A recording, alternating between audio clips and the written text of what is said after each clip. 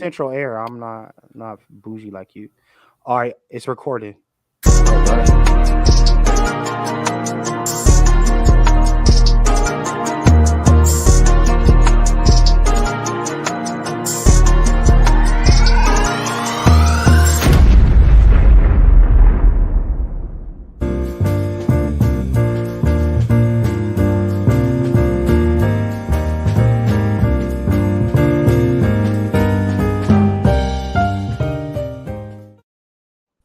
What's up, everyone?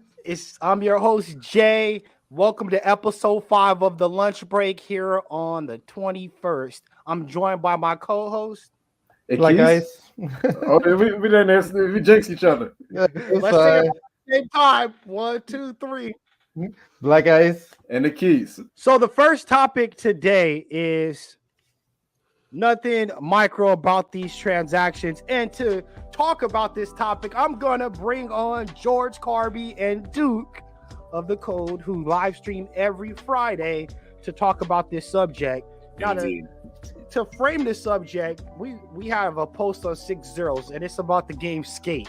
And Skate is a free-to-play live service game. So what does that mean?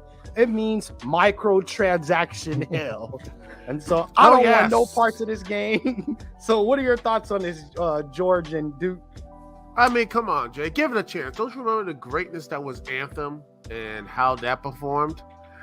Oh. Yeah, I remember it. It was the dismalness of Anthem. The game was trash, and it was from the same company. Oh yeah. No. And that's to me. Well, I was gonna say, since they're making it free, they have to make their monetization somewhat. Okay.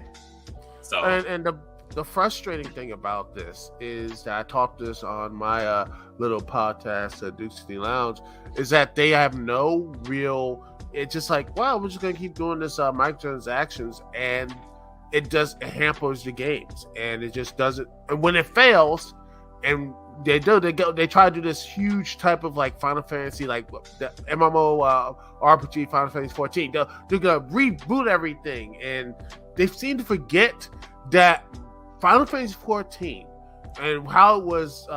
Dude, we got 5 minutes to host segment. All right, I was going to stand this up and say this: that they had to apologize. They went out and said we're sorry and everything else. These corporations, most times, I said we're going to do a reboot about it. They just say, no, we're not. We're just going to do this little thing. We're sorry, whatever. They don't give a true work hard on it or something. And by the time the game's finished, like 2 or 3 years later, they just cut the servers off anyway. Well, this game only came into existence because of Tony Hawk's. Like, there was a recent spur of skating games again, from Session to Tony Hawk HD. So they were just like, oh yeah, we had Skate. Like, after long ago when they said they weren't going to make a skate game. And then they saw the success of those reboots and the HD remakes. And they were like, okay, we'll make a skate game. It's a cash grab. That's all it is. But here's the thing also about microtransactions. They're not just relegated to games. Guess who else is getting the microtransaction? BMW. They're charging a subscription for heated seats, black ice. Are you going to buy a new BMW once your lease Hell no. Like, it's a damn shame you spend that much money for features you can't even use. They tax you about a month, man. Like, that's ridiculous, bro. Almost like on this DLC in video games. That's exactly what it's like. It's on this DLC, and then no. I had to chime in. That's not the same. I mean, I feel if you buy a DLC, at least that's something additional come to the game. But the BMW, the seat is already in the car when you buy it. And you got to remember the adjective on disc, so it's already on there, and then you pay them and they unlock the joint. So it's like, and honestly, I love this, like the map update package. Meanwhile, I have I can do that. It's called like a cell phone or whatever. I have that stuff. I can just put that on my phone or whatever. It costs like what, $79 or like $80 or something. Well, you got a Chevy Aveo, so you didn't even have the option. Oh yeah, I'll pay for a map package, but I'm not paying for like a hardware that was already baked into the cost, and then you're gonna turn the hardware off because I'm not paying you monthly. Like a lot of people were caping for BMW saying, well, they're gonna charge you cheaper for the car and then part it out. No, the 7 Series is gonna be the same price. It always the same cost, and you're gonna be like, and you're gonna pay all this extra stuff for it. Now, Yeah, all I what's can the- see. Oh, go ahead. I would say, like, what's the purpose of the map update package? Are all cars using AirPlay and you know, Android Auto now? Yeah, but they might be something. You know, their old people are probably using the default interface on the car, and so they taxing everybody on all these, like front seat heating, map package update, high beam assist. Like, this is just a straight up scam. Something must really be going on with the economy, man, because you're seeing it in the games as far as the microtransactions. Now you're buying the whole entire BMW, which is already a lot to maintain. So you go to the dealership, you're getting fleeced, and now you have to pay a subscription to have warm seats, or they're gonna cut it off. And all you flexers, all these flexers out there, bro.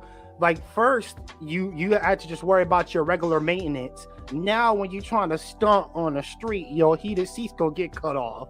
Homegirl gonna hop in your car. Like, why the heated seats ain't working, baby? Oh, I didn't pay my bill.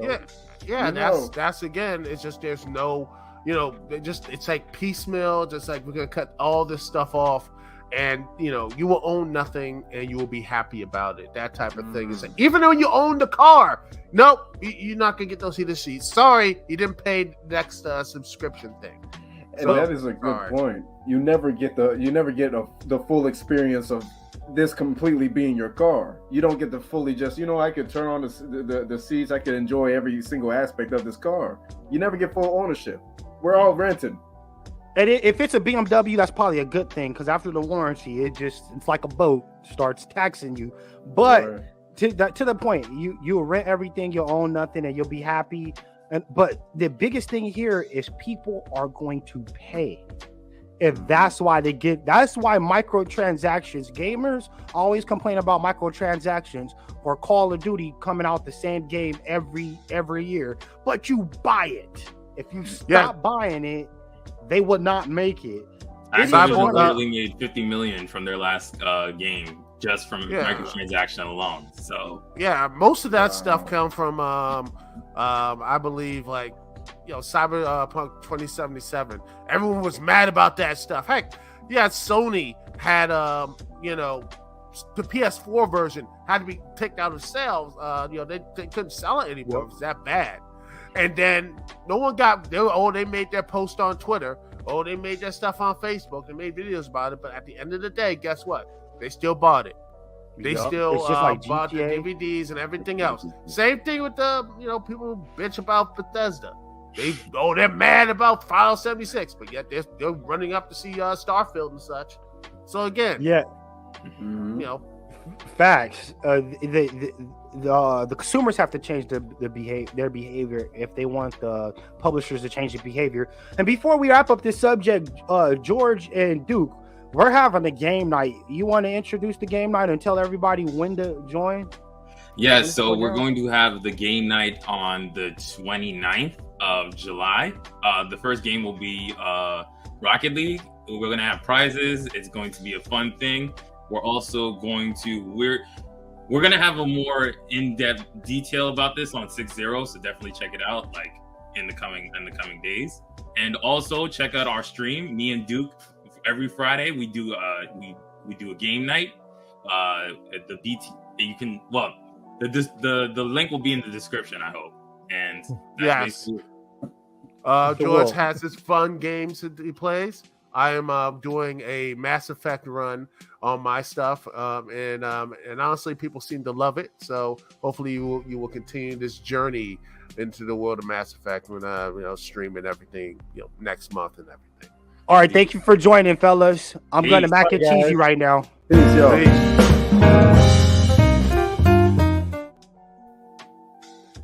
So that was the gang from Blur Life, and you'll see them come on periodically to talk about some of those funner topics. It's not always about the struggle. All right. Now let's check out what our next topic is. It is Jesse Lee Peterson doing something strange for some change. Hey, this. Why does this always seem to happen? All right, the most staunch. It's usually like the more staunch someone is about LGBTQ or whatever, the more they got hidden in the closet. But also, it's not a cape for that community. But the most interesting thing here to me is, why does he defend the dominant society so much? Oh, because he's laying up with them. Right. This is all allegedly. But what are your thoughts, fellas?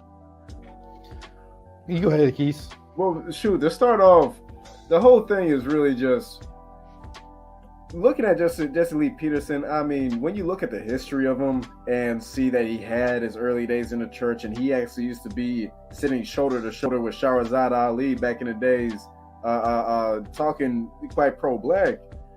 When I saw the Jesse Lee Peterson show, Jesse Lee Peterson, that's his name. Yeah. When I saw the show, I knew it was all a farce. So I really never knew where the guy really stood. So all this really is just, you know, the hens coming home to roost at the end of the day, because you. I'm not surprised that man has those skeletons in the closet, and his love of white men, his Uncle Record style love of white men, seems to have translated into some different realms, as we see. So none of it is really that surprising to me. It's kind of a fitting fate for him, and it really just kind of goes to show that at the end of the day, all these different talking heads that they have out there, that this old black media, the coons that come out to come against the black community, they're all gonna have their day. Yes. And his day just arrived. They're breaking their tool. It looks like they're coming out of droves alleging that he has been frolicking around with them. So it is it is an embarrassment for someone that's been in his position, the community he's been pandering to, for this to come out. They know that this will break him. He'll lose all legitimacy behind this coming out. And one thing that you said, Keith, that always got me, this guy dresses sharp. I thought he would be like some dusty raccoon type dude. Nah, this dude dresses sharp. Right. The first time I saw him talking and I saw how sharp he dressed, I was like, is he scamming? But man, right. Appearances. Yeah, he's still slick. Yo, Keith. You know where Jesse Lee Peterson at, right? Where you at? California. No, Jay, you taking all the L's, man. Another L for Cali, bro. Another L for Cali. Man, this month has not been Cali's month. The whole summer been bad for Cali. I've been half our broadcast about Cali. You know, usually when your media career don't take off in Atlanta, you end up having to come out to Hollywood. Nah, he come from here. I don't know where he's really from, but Alabama. He's from Alabama. Okay. Yeah. So I when you hear his standpoint, his viewpoints, though, I don't think that this guy is doing it for the money. Like, the stuff he says, it has to be deep down beliefs of his, because it's just so foul. Yeah. This has to be who he really is. What are your thoughts, Black Ice, on JLP? Yeah, you know, I believe you. I think maybe when he initially started, that he this is a scam for the money, but it got to the point you're doing it for so long, you start believing it. You know what I'm saying? And then you you look at the company you keep, and after a while, you keep going to the barber shop, eventually you get your hair cut. You know what I'm saying? So you keep surrounding yourself around these people, eventually you're gonna start buying into it, because it's like, you hear people like they go undercover, and they go undercover for too long. Yeah. And that probably what happened to him. Yeah, and the thing is, them white boys loved him. They were, because the way he would talk about the black community was absolutely ravenous. They loved having a black face saying those kind of things. I'll always say, when they make you a coon, they make you a coon during the dinners. When you're having dinner and drinks with them, that's when you become a coon, because you're like, oh my God, they really like me. They got the Amex, and they're like, we can order unlimited drinks, and I'm getting the steak. those dinners at night is where they make you a coon. So he might have had the best of intentions. He had a couple of those dinners, got cooned out. And honestly, I think white people still like him too, though. Yeah, think about it, man. You had white men raping black male slaves back in the day, and they were married with kids. So they may show some outrage, but they probably like doing the same damn thing. They the ones probably sleeping with him. Right, exactly. No, seriously, they were huge fans. He had groups. We got to go to the next subject.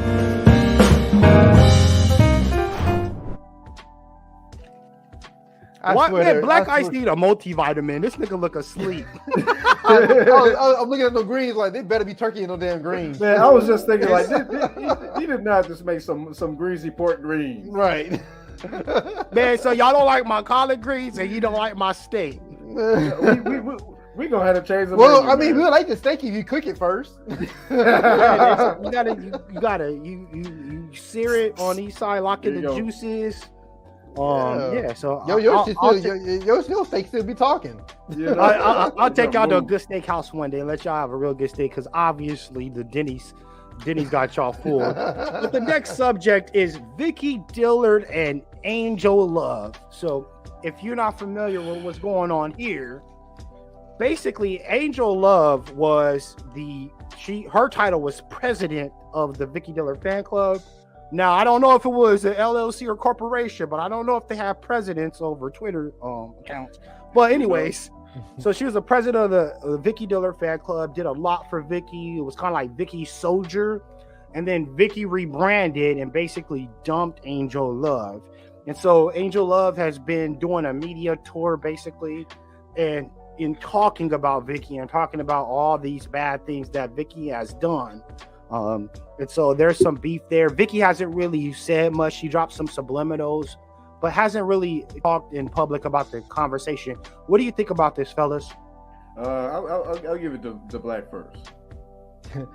Man, honestly, man, like Angel's a grandma, bro. She's too grown to be idolizing this woman in the first place.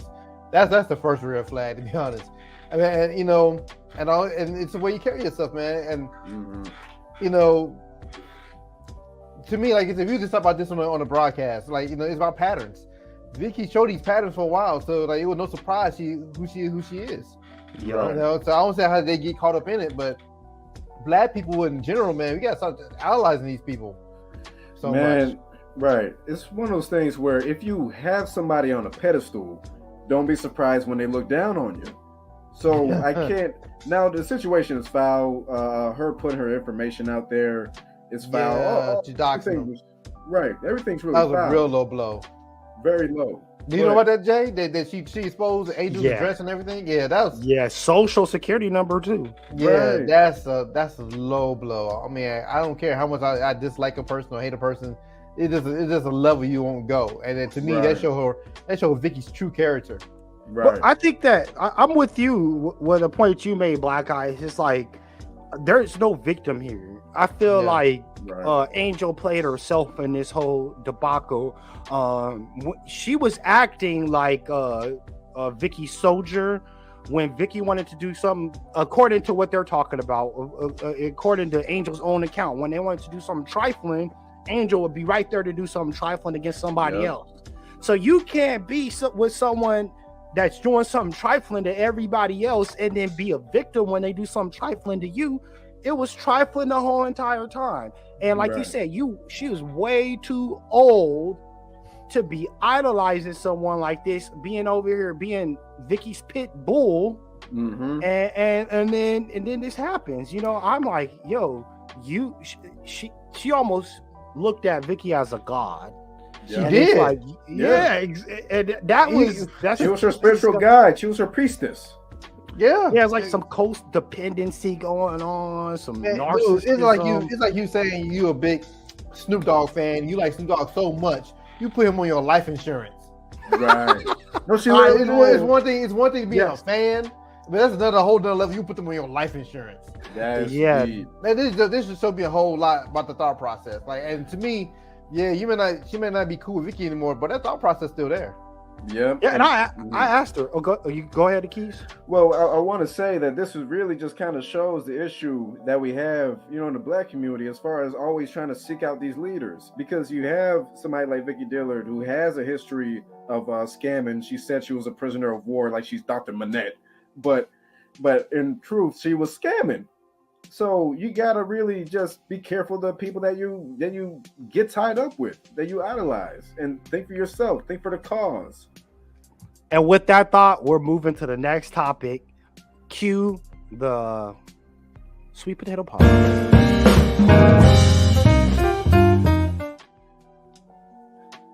All right, and this one's a good one. This one is gonna get Black Ice. I know Black Ice is asleep. I don't think he got it. He had his Central Silver today. But this one is the FBA March on Washington. So I'm gonna let Black Ice take this. Black Ice, what do you think about the FBI? Get your photos right for one. It's on March on Washington. I'm looking at Lee Peterson. Well, I was trying to wake you up. I was trying to see if you were here. Yo. It's funny because a couple people asked us that on the broadcast, our previous broadcast, and I won't be there. I had no desire to be there, to be honest. Now I did listen to Tariq's latest interview that he just did on No Jumper with Adam 22, I believe his name is, and he was saying that he's going to Washington for about reparations and for a protective bill, an anti-hate crime bill for Black people. But my stance are, I don't believe you can't keep saying the system is against you, which it is against us, but still trusting the system to do right by you. To me, that is ass backwards. And honestly, I mean, I don't know, man. And then I just feel like, and then you also can't be like, I'm not a leader of the FBA, which he's not, but you can't be making questionable moves because you got people like Angel out there. Right. They're going to look at you exactly. You organize something like this. That's another reason I'm against it. And then lastly, too, man, the climate that we're in, dude, don't think you can go to DC and not be documented. Well, he's already documented. I'm pretty sure. But it's this type of vibe. Do you not think that? You say everybody that goes there is going to be documented? Yeah. Do you think that? So, do you not see any benefit of a potential march on Washington?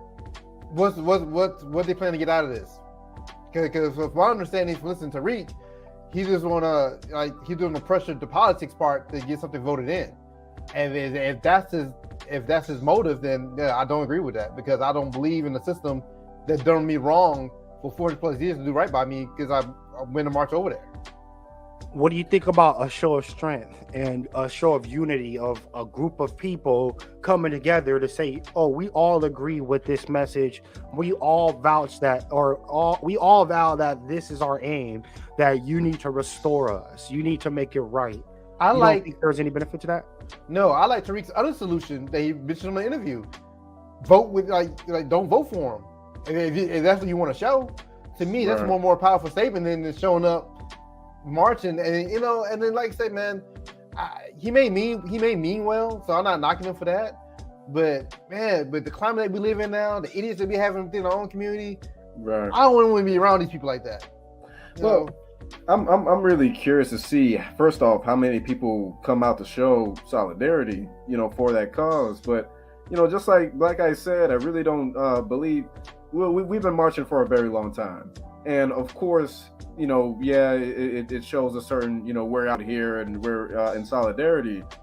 But we've been doing that for years. We've been showing quote unquote solidarity and marching for a long time. So it's the same kind of game plan being done.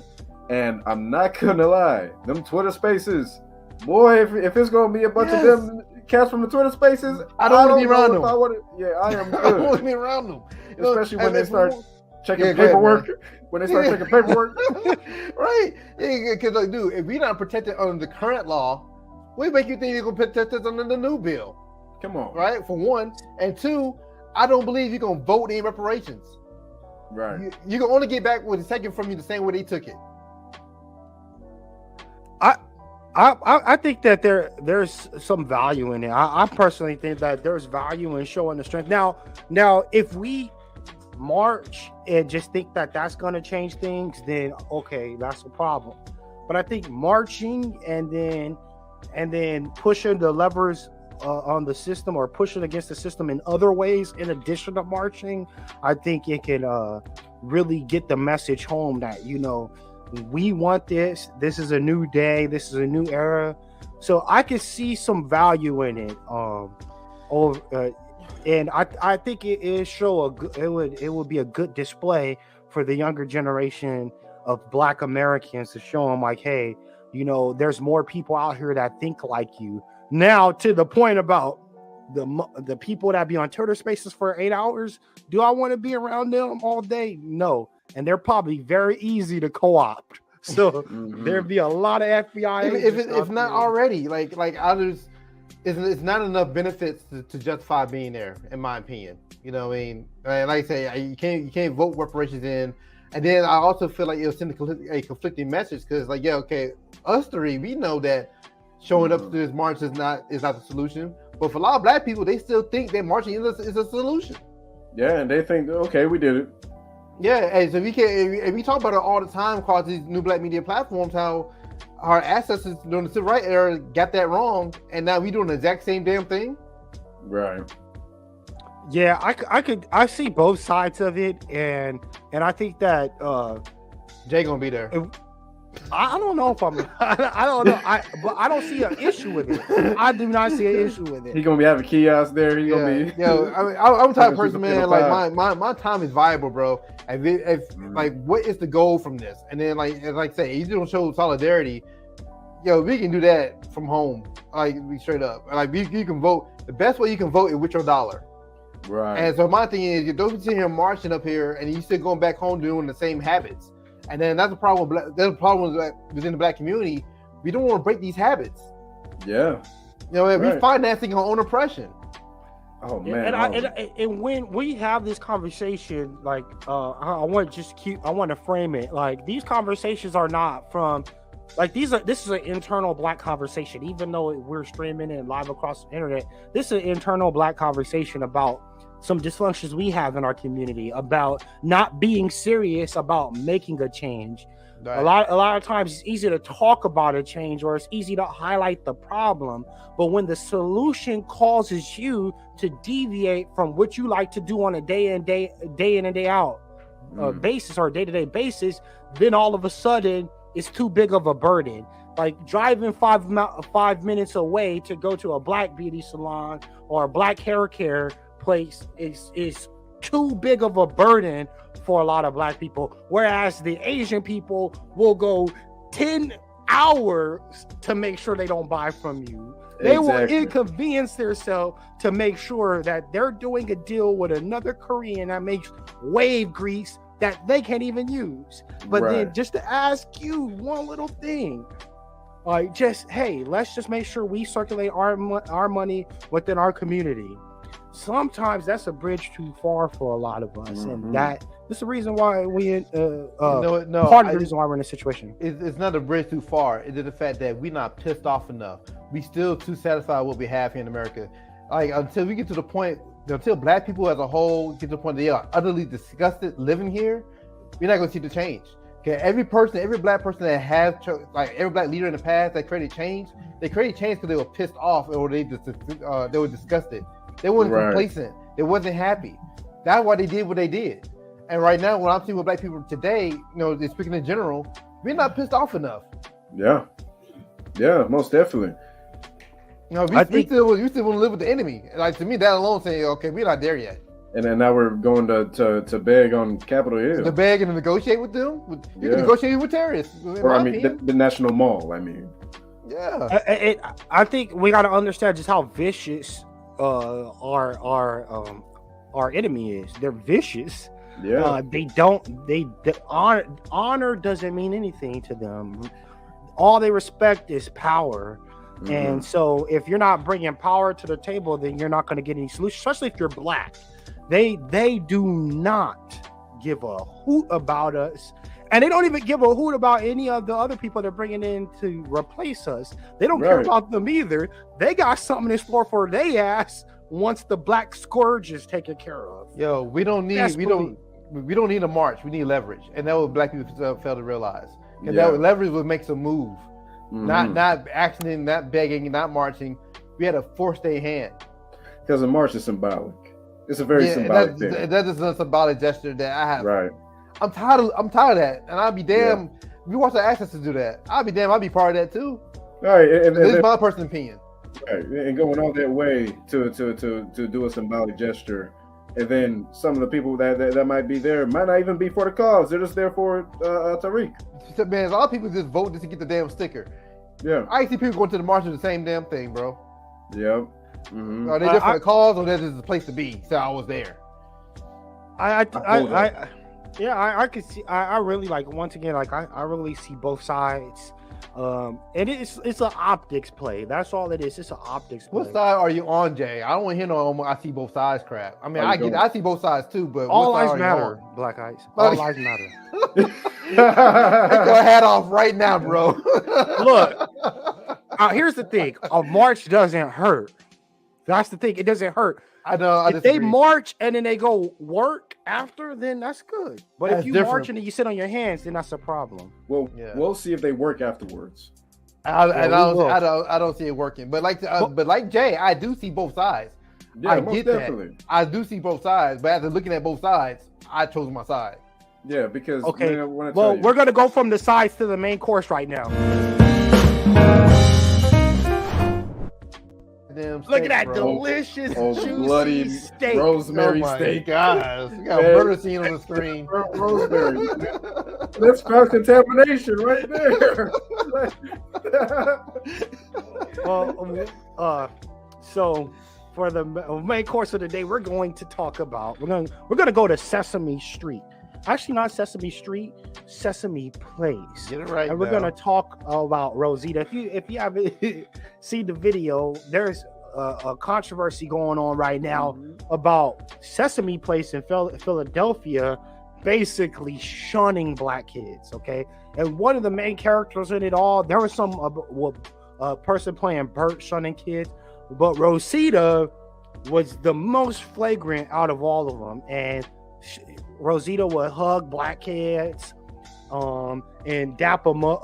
Hug white kids and dap them up and clap and all that stuff, and totally avoid the black kids. And my takeaway from this is it's never too early to teach your kids about racism. If you're telling yourself, I want my kids to be innocent and I don't want to take their innocence by talking to them about white supremacy, they're going to be running into Rosita and being confused. You shouldn't let your kids be confused because this system does not think it's too soon to be racist to your kids. Well, shoot, to start off, white folks start teaching their kids how to shoot, aim, and reload guns at about, once they're old enough to walk. So as far as innocence, that's not something that white supremacy has ever been concerned with. But because we're so caught up on, because we've been infantilized so much, we want to keep our children in this stage as long as possible. But we already see heck, Berts slapped a little black girl in one of the videos. So you're seeing that they have no issue with letting their prejudice being known. And then on top of it, they're going to gaslight you. Because when it was brought up that, she's treating, the black kids a certain way, they're just trying to say, it's dark in the costume, so she's not able to see, ironically, she's not able to see the black kids in the, exactly. in the costume. But, there was a couple of black kids right in front of her, and she was able to see some white kids out the corner of her eye, went all around the black kids, and was hugging up on white kids. The thing you mentioned where Bert slapped a kid, the most disappointing to me, I was like, where is that kid's advocates?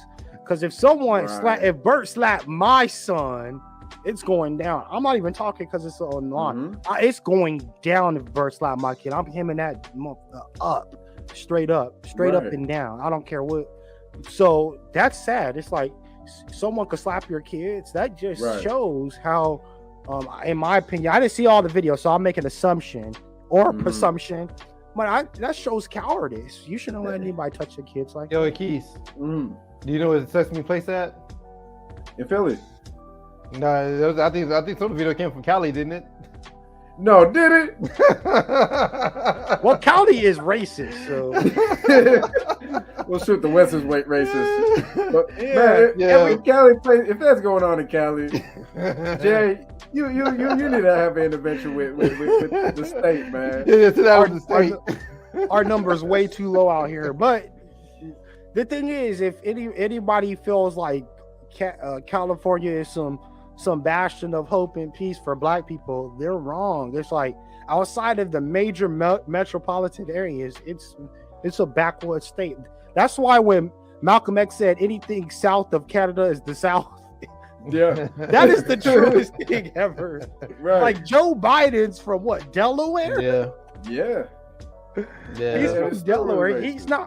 He's not from Alabama. He's from Delaware. Boston. Where's Boston at? Boston's not in the dirty South. Right, and it's highly racist. But another thing I do want to touch on when it comes to how the parents reacted, everybody was so docile. Yeah. Everybody was just like, oh, yeah, well, I guess, like, I'm like, man, your kid was just disrespecting and you're still sitting there. You know what? Something. I play devil's advocate here. Like, I don't want to assume that they didn't do anything. I really hope that wasn't the case. Because Right. I do understand that we just saw short clips, so we didn't see. We've seen it before. You could twist the narrative of a short clip if you wasn't there. You know what I'm saying? So I don't know anything could have went down after that clip was stopped or anything, or he could have just stopped the phone, then punched the guy or what. You know what I mean? So we don't know that. Another thing I was thinking We about do know too that. Because if he punched him, it would have went viral. Yeah, true. And then and also thinking about too is like I am curious to know who's wearing these costumes, because I thought about it, man. Like, yo, these are minimum wage jobs. They're wearing these costumes. Oh, You know yeah, what I I would mean? imagine. Yeah, so you talk about. I looked it up. Like even at Disney, they only get paid like $10-11 an hour to dress up as characters. So What Man. got to do with the price of tea in China, though? no, yeah. So I was thinking, but I'm making my point here. So I'm wondering like what type of people they hiring to wear these. Like, are these young kids acting foolish? Are they young white kids? Are they a young Hispanic kid on that suit? I mean, I'm curious about that. Because What if difference do you it's think young it makes? Hispanic, yeah, and the reason it makes a difference because you see a lot of Black people here still want to rep this whole Black and brown coalition thing that doesn't exist, and so they find out there's a Hispanic kid under that suit, working minimum wage, slapping around Black kids. Hopefully give them a different perspective. Yeah, it wouldn't be surprising. Now, It that's gives one. it another dimension, but at the end of the day, to me, I just felt like the docileness. My son, we were at a grocery store, and my son said hello to the cashier. The cashier ignored him. I said, "Man, my son just talked to you." Right. He's like, "Oh, okay." I'm like, don't do that. Don't disrespect my son like that and make my son feel invisible. You know what I'm saying? Right. So people got to be advocates for their kids. But when you see that softness, that docileness, they're in line. Those people are in check. Like, they know their role. And they're Right. teaching their kids to know their role too. Rosita comes by and doesn't say hello to my kid. I'm stopping Rosita. Yo, my kid was just saying hi. You was just slapping up Cody and Piper and all that, and you gonna act like my kid ain't here? I don't care about you talking about you can't see in that suit. No, that's DuckTales. Right, man. exactly. DuckTales ain't even owned by Disney. It's owned by another company, but it's still DuckTales. I ain't trying to hear none of that. Here's one thing too. I'd like to see. I want to know in the future, like, what are we gonna learn from this as a people? Are they gonna are we still gonna be taking our kids to Sesame Place, or are y'all gonna learn a lesson and just not give them our money and not go? And that's another thing I want to see in the future is people get up and leave and never come back. And for instance, whenever I go to a business and I feel like, and I'm not somebody that tries to be hyperbolic, but whenever I feel like I'm treated a different way due to my skin color, and it's just not very hard to tell. What is your skin color, nigga? Like, I was about to say that. Right. Yeah, Black New Orleans. I mean, you never see my hands, but when I'm treated, And Keith is white. That's why he covers his face. Jokes on you guys. But whenever I go to a place and they treat me different because I'm Black, I damn sure go on Google reviews and I leave a review saying they treated me like such and such and such and such. And for any other Black folk out there, just be mindful with this business, and I never go there again. That's the key. You never go back again. Never. See, you know, but the thing is, Sesame Place do a 50% off for Juneteenth promotion, and there's gonna be someone that connects. That's connected to our previous topic. Like, you know, like we had to make real change. We got to break these habits. Like you know, we saw everybody being racist. So 2 months from now, I shouldn't be seeing no footage on Twitter of a whole bunch of black people still going up there.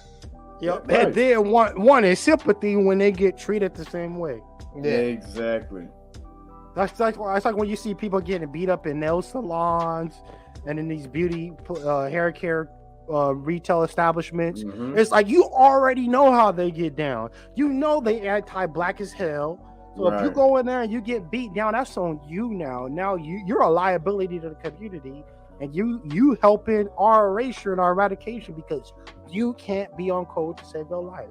But here's the thing: when you tell certain black folk, like, hey, you should try to avoid these places, they'll get upset. They'll say, you're not going to tell me where I can and can't go. You're not going to just stand a third. And then when they get the consequences of going to these racist establishments, going to these places where they have a history of abusing black people, they want your advocacy. Yep. It's that I want to be, it's like an integration. It's like we're in a constant integration Christopher Nolan time loop where we just constantly want to be accepted. We want to be integrated in society. Right. When are we gonna say F this damn society? This society takes our culture, sells it, and then makes millions and then throws us out to the side. All right. See, when are you gonna realize they want everything? This society loves what we output. So let's just take what we output and keep it with us. That's it. We don't need anybody else. Do you really need some Garth Brooks? Does a Korean person know about wave grease more than a black person? No. Right, they can't even tell me where all the stuff is in the store. They can't, but they'll follow you around the whole damn thing. Right, like they want to give me a tour. I was going to buy some furniture, and when I pulled up, I had said, I bet anything they're gonna follow us around this store. I gave a whole description. I said the person's gonna look like this. They're gonna follow us around the whole entire store, and it happened exactly how I described it. Following us all around the store, we walked right out. That's it. Because it's like, I'm not gonna break bread with you, but there's so many people that would. They'll try to use it as an educational moment. They're like, I'm just gonna buy this twin bed right now, but I didn't appreciate you following me. They win when you break bread with them. Stop breaking bread with people that hate you. Exactly, and then try to lecture them like they're gonna get it. Like, this is a grown adult. This isn't some sort of kid. They're set in their ways. I hate when people say that. They'll say like, well, they don't know. You know, they came from a different country. So, but they know, they come here and they know everything about white people. Yeah, they come here. They know all the customs white people like. Heck, so they own a business. They must know something. They know something. On another point, I know I'm dragging it on, but I when I was buying some furniture, there was a Vietnamese guy. So I'm like, okay, I'm gonna dig a little bit. So I said, oh, so your family? I asked him how old he was. He's like 60-something. So I was like, oh, so your parents was like really involved in the Vietnam War. He was like, yeah, it was horrible and all this. And he said, oh, my dad was a lieutenant colonel in the North Vietnamese army. Wow. And I was like, yo, okay, so you was on the side, your family was on the side riding with the Americans. Of course. And then when the Americans pulled out, his dad got put in a labor camp. Mm-hmm. And they got bailed out here. So it's like, of course, they're not going to ever be on our side. They're the traitors. People was rolling with white people in their own country. They're going to come here and roll with white people here. It's the same case with all the immigrants that come over here. Yup. Yeah, like, what was that? There was this one famous Nicaraguan. I can't think of her name right now. She's always on TV shows like a correspondent, and she always gives the Latin American view. But her family was part of the ruling family that was exploiting Nicaragua. And so when the rebels took over Nicaragua to restore some sanity in the country and give the people some standard of living, they got the hell up out of there and came to America. Now she coming over here talking on black issues, talk about what we should be getting and what we should be doing. Man, this crazy. You know what the chick on CNN? She be everywhere. She be all around the circuit. So it starts with S, don't it? I don't remember. It's it's raccoon in Spanish. Okay. But they be over here talking on our issues. I'm like, oh, okay, you sell out your own people. Let's be real. Some of the black immigrants that come over here selling out their own people. Oh, most definitely. Soledad O'Brien. That's oh no, it's not Soledad. Okay. She claims she black. She probably is, but it's another one that's from Nicaragua, and her family was from the in the ruling party, or they were down with them.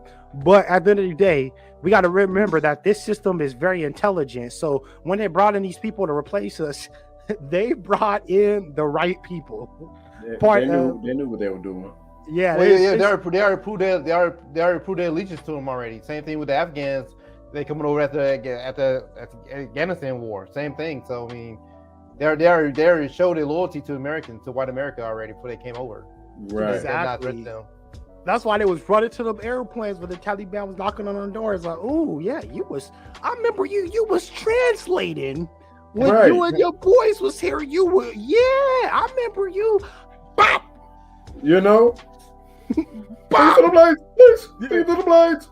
They were exactly rough. They was like, I'm getting you and your children, all of y'all, because there's a lot of sellout energy. Bop, bop, bop. And then they're like, then we see on our TV, they're like, oh my God, it's such a travesty. We can't believe the Taliban is doing it.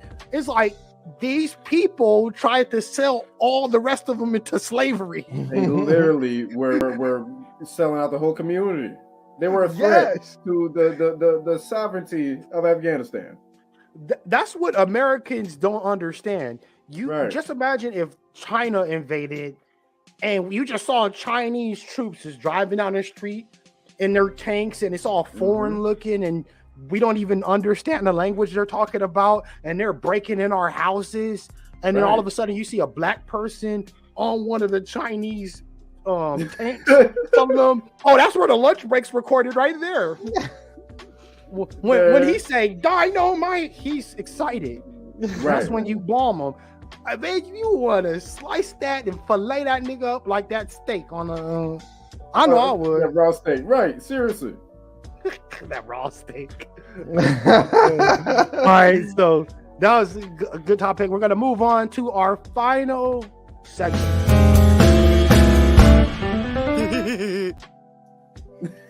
I love that laugh at the end.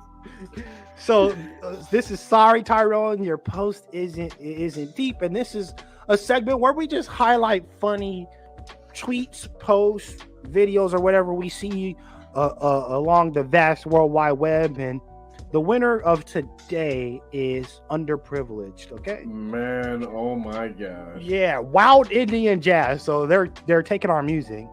So you can have one African ancestor and be African, but you can't have one American Indian and be American Indian. Like, who said you can have one African ancestor and be African? Who said that? So I want to go on. I'm gonna try not to rant, but it really goes back to the whole thing of people trying to distance themselves from their blackness. Something that I always thought was really interesting is if you look across Latin America or you look across, the French-speaking world or even the English-speaking world, you have a whole swath of black folk that will say, "Oh, well, we don't look at race the same way you guys do in America because you guys have the one-drop rule, and we don't have that. So we're part." Native American and we're part Spaniard. It's like, man, you're darker than me. Yup. I'm like, no, in your country you got the 1-drop rule, the 2-drop rule, the 3-drop rule, the 4-drop rule. Right. You got all these different classifications. Like in Brazil, there's like 50 different classifications of like race, and there's like 20 different classifications of black, because the lighter you are, the supposed better you are. So when they be talking all that race nonsense, I'd be like, have a seat. You came over here because your black ass was disenfranchised in your country because the white people in your country run everything and own everything, and you came here. So miss me with that. We don't see race the same way. It's worse because y'all don't talk about it. Exactly. And yet they talk about mejorar la raza, which means bettering the race. That was a low-key flex he just did there. No, he said mejorar la raza. Right. He practiced that before we went live. Yeah, he's like, me llamo X. Is that's how you holler at the Dominicans? But sometimes. Hola, mami, ¿cómo estás? Yo quiero bailar contigo. ¿Qué pasa? But the inanity in all of this is just basically like you were saying. It's like running from. It's a deviation of like running from blackness, you know. Yeah. Some people might disagree, but it's like, why are you running from? Like, my thing is this: we look just like African people. Right. Like, we literally look just like them. You can't tell us apart. And that's why when the Belizeans come into Long Beach and start gangbanging, you don't even know until they want to let you know they Belizean so they can run from their blackness in the United States too. Right. We all look alike. And so this is just another form of kind of like separating yourself and saying, truly. You're otherizing yourself. You're like, I'm not them niggas. I'm American Indian. I just feel like it's like putting on a blonde weave. It's like it's just a different form of that to me. That's how a lot of it might not have been the end goal when this movement was created. When Dane Calloway's movement was hijacked, this may have not been that person's motivations, but that's how a lot of people are interpreting it now. Right, they're taking it right. These niggas is fighting over two flags now. They don't know if they want the new flag or the Indian one. You know. What these niggas got two flags now. Like, man, y'all get confused. That black guy's been silent. No. I mean, I've been agreeing with Jay. I mean, you know, it's funny because like a lot of stuff that Jay's saying, I agree with it. But yeah, we were talking about Washington. He on the fence. I don't see how he say everything I would say, and then he's like, "Oh, well, I don't know. I see both sides." No, because I don't see. This is a problem right here. James about to say I don't see color. We're all. But this right here is like marching. There's nothing bad in marching, but when you're confusing people like this, and they're sitting here talking about their American Indian, and the only tribe they know is the Atlanta Braves, that's a problem. We got niggas on 8-hour Twitter spaces talking about they Indians and don't know nothing about this damn land. You will tell them, hey, Mansa Musa's predecessor came over here in the 1300s before Columbus. Right. There was black people here. Oh, but we're not African. Like, it's ridiculous. And to see this, and for the person's username to be Wild Indian Chaz, like, get your mind right, okay? Right. And the funny thing about it is, you see, they use the term American Indian, and that was an insult. That's a misnomer. Like, Native Americans don't call themselves Indians. No. I know. That's how you tell. That's how disconnected they are from it. Like, Indians are from India. Right. Just Columbus, so you guys know, if you're watching this underprivileged, Indians are the people when you call Microsoft to get tech support. That's most likely an Indian. That's who you're talking to. If you need to talk to your great grandpa, if this is really who you are, talk to your great grandpa and figure out who y'all really are. Someone has to have the name.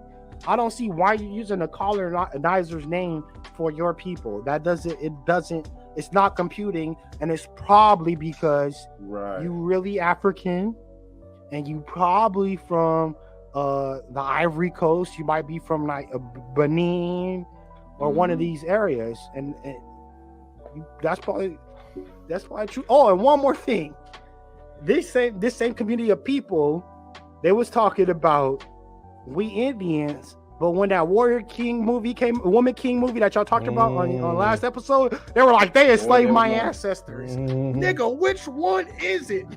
Pick a struggle, bro. You know is you Indian or is you with the homies? Did you get by the homies or are you Indian?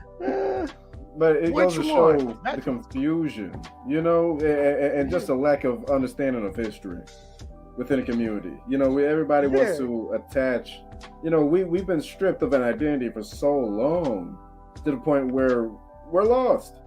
You know, and that's really the core of it. Yeah, we don't want to disconnect from America. We don't want to disconnect from the West. And so we take up these little titles of, you know, well, I'm an American Indian, I'm a Jamaican, I'm a Haitian, I'm a this, and it's like you're taking on a Western identity that whose lines were carved by the white man.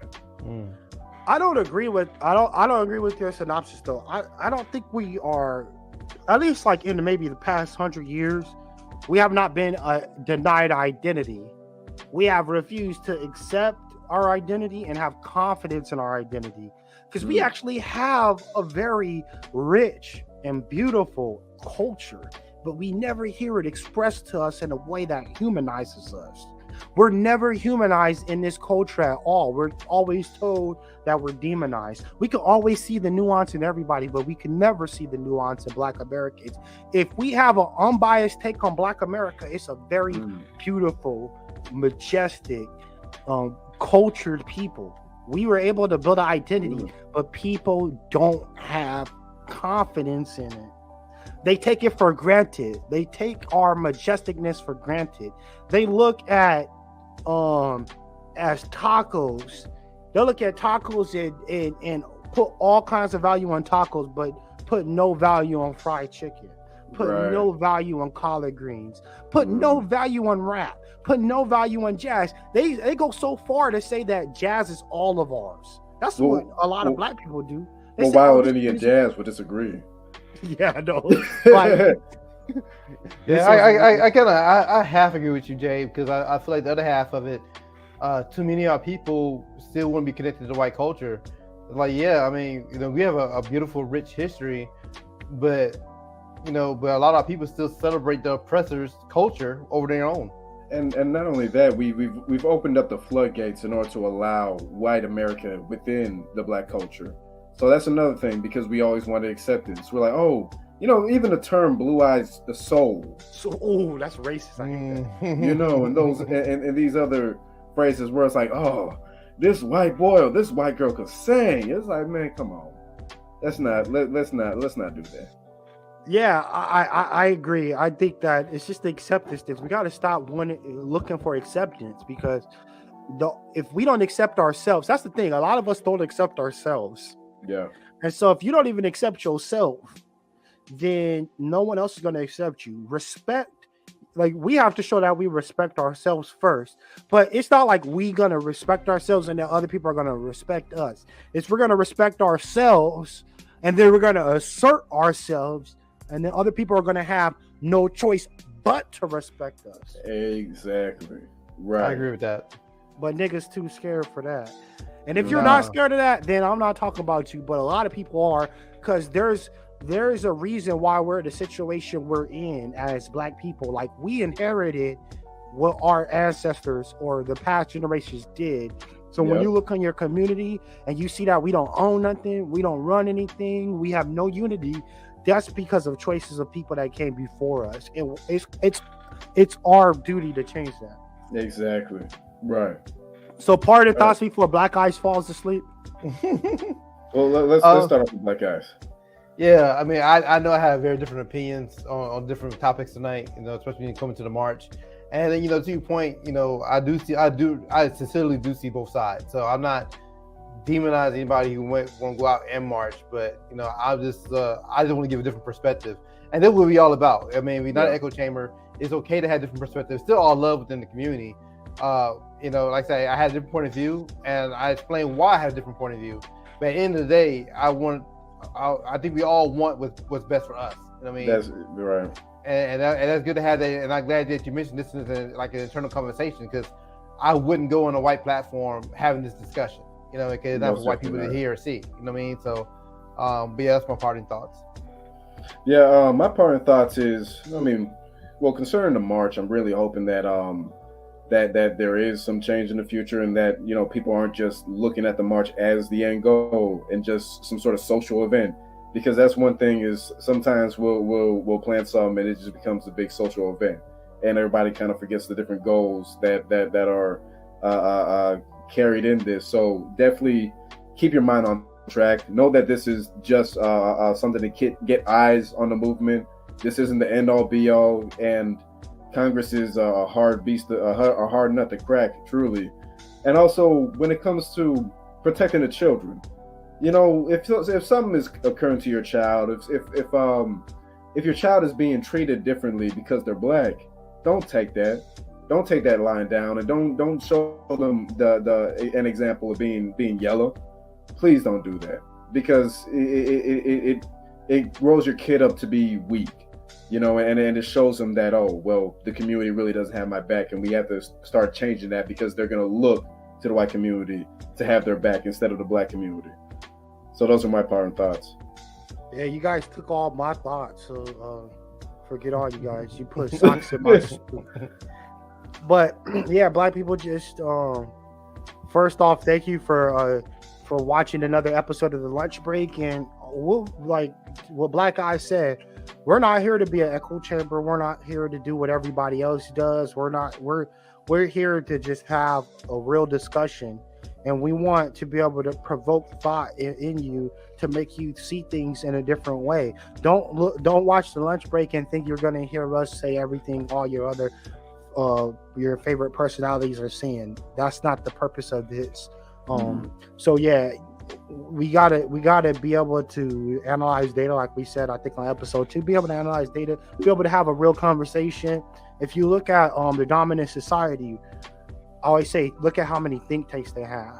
And they have think tanks atop think tanks, and then they have the think tanks roll up to a bigger think tank, and all the think tanks come together for a big conference, and then they all get on code, and then they start circulating it down, and you see a constant agenda. You'll see a consistent agenda. Like the agenda that's happening in the United States is happening in the UK. In the UK, they're having the same conversations that we have about this woke stuff. It's happening in the UK too. It's because they have all these think tanks that come together, and then the cream rises up to the top. The best ideas rise to the top. That's what we have to have in our community. Let the best ideas rise to the top, but let's not just ideate.